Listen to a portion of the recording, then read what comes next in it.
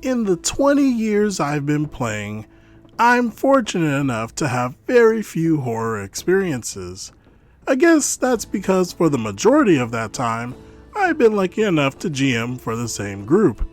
But as time goes by, people get married, get jobs, move, schedules begin to conflict, and basically life happens. So my group eventually went from gaming twice a week to once a month to eventually not at all. In the previous story, I mentioned a sorcerer. He and I are still best friends, despite it being close to 15 years since that story happened. About 2 years ago, I moved in with him, and one day he told me he wanted to run a Mutants and Masterminds adventure based on the SCP stories. I thought that sounded awesome.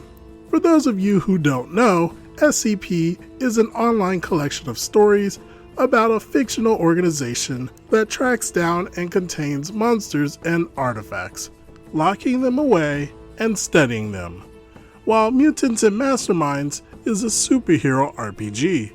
So in my head, I'm picturing a cross between the company from Heroes meets Cthulhu meets Spider-Man. He invites one of his friends from college, Mark, and I invite one of my old players, Kevin. Then there's the sorcerer, who is Steven, and myself. On game day, Kevin can't make it, but we forge ahead anyway. After making characters, the three of us played through about half a session before Steven wraps it up for the night, saying he needs time to think about what will happen next. We had only been playing for 2.5 hours, and that includes character creation. He told me later he hadn't even begun to come up with the monsters yet, despite it being his idea, and him setting the date for playing. And he wasn't working at the time. A week later, he ends the campaign, because he just can't figure out anything to do with it, and it's cutting into his time playing video games. This could have been the end. This should have been the end, but it wasn't. I had played again, and I liked it. We had 4 people who were committed to a regular game, whose schedules all lined up, and I wanted to run. I talked to Steven and let him know that I want to run a campaign. I've already spoken with the other guys and even got a hold of one of my other players, Vince, to join in a Star Wars group, and invited Steven to join. I told him the idea that it would be was Firefly-esque, an episodic adventure of a crew who were a ragtag group just trying to get along, doing missions to keep their ship up and running, and making some money on the side. Those who were on the outskirts of the law and society, who could be a bounty hunter one week and a smuggler the next, making friends and enemies in every port along the way. I want to be the pilot. Those were his first words. I'm cool with that. No one else had chosen any roles on the ship yet. He was the first person who I spoke to about what the plot would be, and we're typically first come, first serve when it comes to characters. Besides, it would all be figured out in session 0. If anyone had any problems with that, they could just talk it out then. I nodded and gave the okay. And I want to own the ship. Well, I thought, the ship had to belong to someone. But still, I don't know, I began. He cuts me off. If I'm piloting, it might as well be my ship. Fair enough, I shrugged, not really seeing the harm that it could do. It's not as if everyone wouldn't have a stake in the ship and missions based around each character anyway. And I want to be a member of the rebellion. You did catch that I wasn't going to make the rebellion and empire a big thing. I mean, they would give you an occasional mission, or sometimes you'll have to outrun one of their ships, but that was about it. I want to be in the rebellion, or I'm not gonna play. That wasn't the full threat, and I knew it. From his tone, he wouldn't just not play, but he would whine and be as obnoxious as he could during game time to make it hard for the players. I sigh. I could make this work. Sure, he could be an undercover operative, That could be pretty fun. I've done that myself. Occasionally he would get jobs that would secretly help the rebellion cause, and then the group could start to figure it out, making it a mystery. What's in the thing they're smuggling? Or who's the person they're hunting for a bounty? Until they eventually figure out that they're working for the rebellion. Yeah, that could be a fun thing behind the scenes. Okay, I begin. But just a warning, not everyone on the ship will be working for the rebellion. I'm about to lay out this idea for him when he cuts me off again. If they aren't rebellion, I wouldn't let them on my ship. I blink.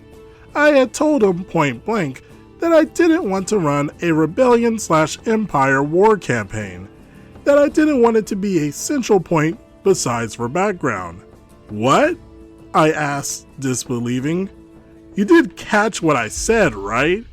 Yeah, but if I'm the pilot and it's my ship, then I wouldn't let anyone on board who wasn't a member of the rebellion. We would be doing rebellion work and jobs. I sighed again. For the sake of my friendship and the peace in my home, I agreed. I retreat to my room before he could dictate the game to me further. In my room, I start to think, maybe this wouldn't be so bad. I hadn't told anyone else what I was planning on with the story besides for a Star Wars campaign. I didn't have a lot of time to dedicate as a GM, so I was planning on using published adventures and adventure hooks from the Fantasy Flight Games Twitter, and I could still do that. I would just have to use some Age of Rebellion books instead of Edge of the Empire. Really, it's not what I was planning on running, but I could still make it work. If this was the last of it, I wouldn't be writing this story. Skip forward a few days to character creation / the first session. I had picked up an introductory module for Age of Rebellion and familiarized myself with it. Steven, just as he had promised, had made a pilot. It was a very well-rounded character, having a little of every ability, but only real focus is piloting. A good support character, and honestly, I was pretty happy with it. Mark had made a sniper specializing in heavy two-handed ranged weaponry. Kevin had made an infiltrator talker character, and Vince made an engineer droid who could only talk in Imperial propaganda, as he had originally been a rebel spy. Anytime anyone starts talking about their character, Steven chimes in. Someone has electronics? So does Steven. Someone has mechanics? So does Steven. Someone has medicine? Steven doesn't. But that's okay, because Steven is the biggest and bestest pilot in the galaxy. Something we heard several times during creation. The module begins with the group going to a rebel base under assault. Steven refuses to allow anyone to help him pilot, despite the fact his ship was made for 2 pilots. Because I'm the pilot, so I'm the only one who should. Besides, I'm the biggest and bestest pilot in the rebellion, so I don't need your help. They're being pursued by TIE fighters and have to fly through a cavern with long hanging stalactites and stalagmites while under fire, plus at a penalty without a co-pilot. One of the players says that they can at least use the turret, and Steven tries to shoot it down, saying, "This is my ship, and no one will do anything in it but me."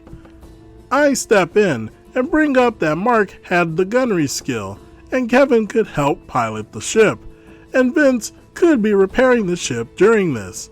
No, this is my ship, and the only thing I'm good at. We all roll our eyes. By some miracle, he brings the ship in close enough to the base for its guns to shoot off the TIE fighters. But the ship is messed up, and Steven is mad, muttering angrily under his breath mad.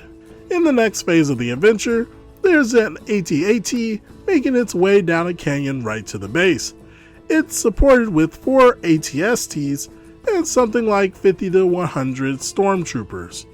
In the canyon, there is a walkway carved that has explosives planted on it, and an electronics check is needed to cause them to go boom. The droid has the best electronics, so he volunteers, playing a clip of "For the Empire!" There are blaster cannons along the cliff edge that can be used with gunnery check to slow down the walkers. Mark's character, who had gunnery, volunteers to use one. There are hidden entryways allowing for combat with the troops in the canyon. Kevin volunteers thinking he can use his cloaking shield and claws to take down troopers quietly, and speeders that can be piloted to help slow the walkers and provide cover for the cannons. Everyone turns to Steven, who is, again, the biggest and bestest pilot in the galaxy. Steven says, "What's the point? OP will just try to mess things up like he did on his way here. He obviously has it out for me."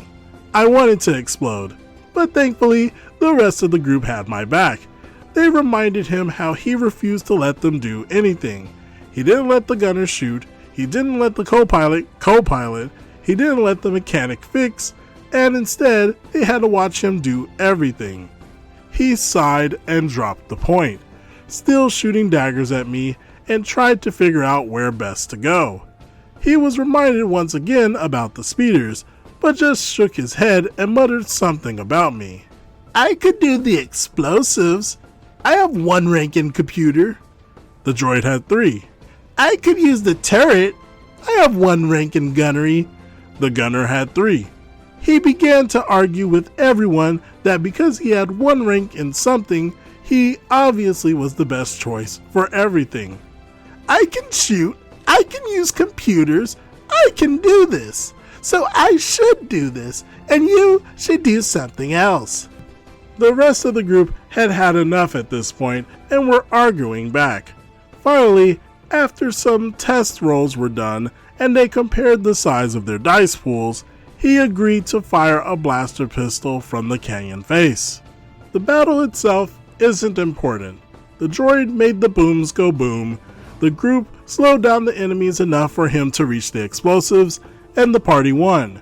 The only noteworthy point was that the gunner's cannon took a hit, which gave him a critical injury when it exploded. In these type of games, for a critical, you roll a percentile, and the higher you roll, the worse it is.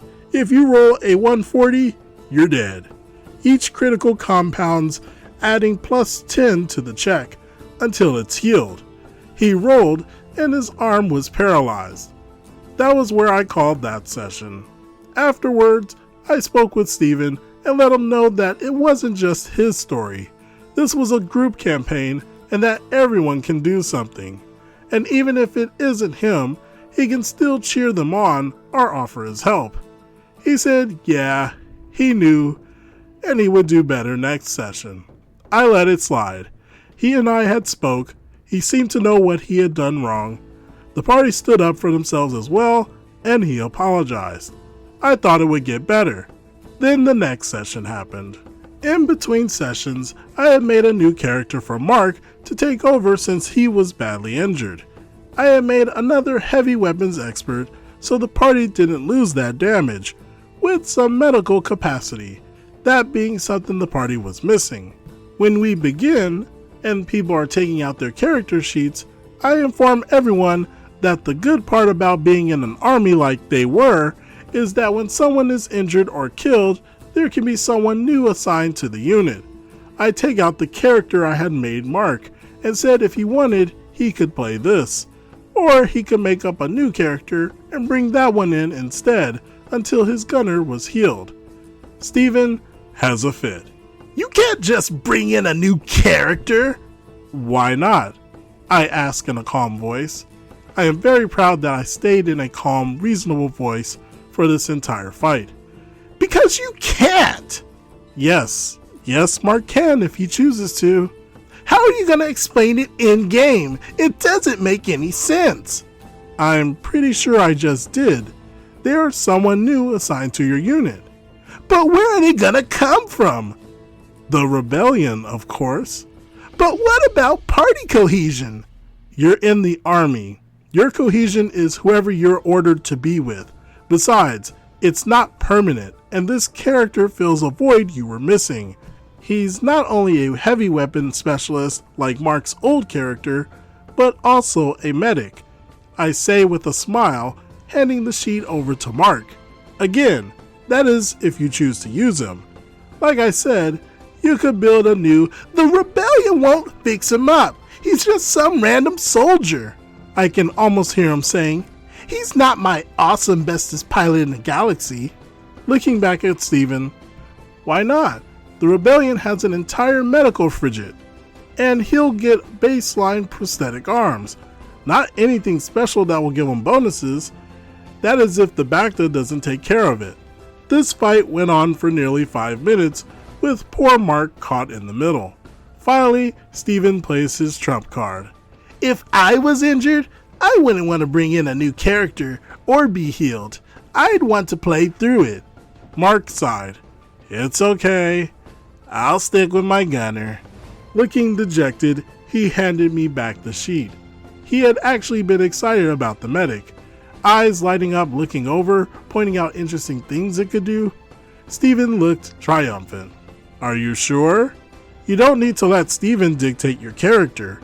You are a two-handed specialist who lost a hand. The weapons you could use, you don't have any ranks in. Plus, you have a penalty from the injury, and if you take a crit, it's guaranteed to be worse. On top of that, your armor is ruined from the explosion, so you're defenseless.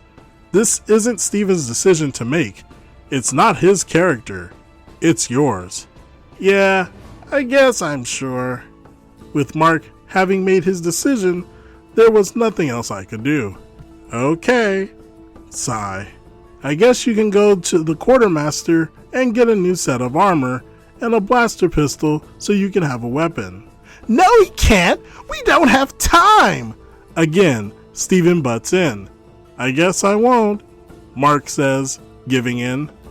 I let Mark know that he could, but he shakes his head no and asks to move on. In the next section of the adventure, it's revealed there is a traitor, and it's up to the party to figure out who it is. The group narrows down its list of suspects and split. Half of the group goes to do background research, and half go to interrogate the first suspect. Steven decides to take Mark with him and talk to the suspect because he has a rank in intimidation, so he can do it. "But I have more ranks in intimidate and persuasion and a higher presence," Kevin began, being a talking specialist at that. "It's okay. I have one rank, and I want to do it. I'll do it better." "Okay," said Kevin, just done with it. "I'd rather go and help with the research. I'm pretty hurt," Mark began. "I'm about to confront a traitor. You're the only fighter here, and I want some protection." Kevin and I scoffed, remembering that close quarters combat was a specialty of Kevin's. I stuck with the droid in Kevin's character, letting them know what they found could be fed to the interrogators and help them with their checks. A few checks in, and I hear, "I want to interrogate the suspect," Steven announces loudly, speaking over me while I was in the middle of letting them know what they found. "Okay, hold on just 1 second. Let me finish with them." "No, I want to interrogate him." "I got that, but I'm with the other party and they can wait until after I talk to him. What they're doing doesn't matter anyway." Vince says, "Just do it. You can come back to us," giving me a long-suffering look that only a big brother can. Note, he's not my big brother, but he's Kevin's. "Okay," I say, turning my attention to Steven. "What's the plan?" "Me and Mark are going to interrogate the first suspect. I want to do it." Steven starts questioning and rolls a success, but a despair. A despair is a crit bad thing in these sort of games. The man, realizing that he had been found, pulls out his blaster and shoots Steven in the face with a stun bolt, knocking him out. "But that's not fair. I have one rank in intimidation." "Yes," responded Vince, "and he's a trained Imperial spy who realized his cover was blown and protected himself. Maybe next time, let the person who specialized in talking do the talking, or let the researchers finish the research because we had just found that out and could have warned you. Mark, the guy who didn't want to be there and was forced to by Steve, goes down. Since he already had a critical injury, he takes another one. This time, he loses his entire arm, and the spy escapes.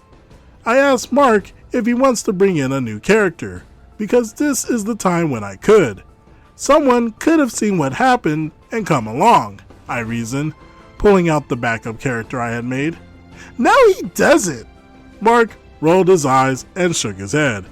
The group tracks down the villain, and the guy who is a right-handed ranged weapons specialist is forced to fight the martial artist with one arm, no armor, and no weapon, already injured. He goes down in the first round and gets a new critical injury, now permanently paralyzed from the waist down.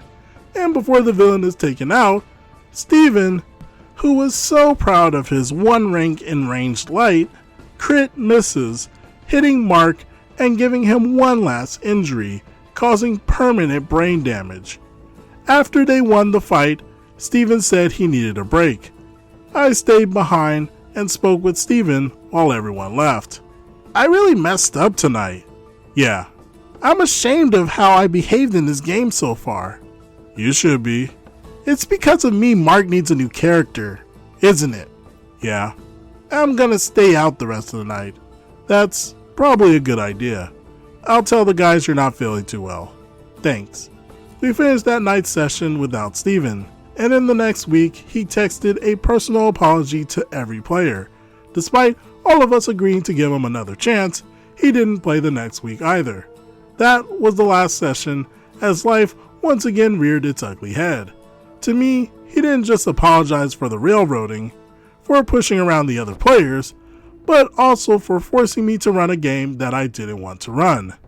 That surprised me. I thought he had forgotten that. Though we're no longer roommates, Steven is still one of my best friends. We speak at least once a week. He is one of the most generous and caring people I know. He is the kind of man who will give you the shirt off of his back and ask if you're okay while doing it. He loves to tell stories and wants to help make the world a better place, even if he doesn't know how to. He will talk about video games and animes and cars for hours, and will help you move, even if you moved the weekend before. And I mean lifting the heavy stuff too. I put this here because it's easy to judge someone based on their worst times, but with him, those moments are fleeting. This is who he normally was. I appreciate OP defending Steven like that. Yeah, it's a RPG horror story, and we like to think that people are the worst when they are at their worst. But you have to remember sometimes that these are human beings. They have more dimensions than the one that is being presented. Frankly, I wouldn't trust him with being a player in my campaign though, since he may say sorry and realize what he is doing, but those words are not actions. Ultimately, no one wants to fight others in a game that is supposed to be fun. But if it's not fun, then you shouldn't have to stay and suffer. What do you all think about this situation?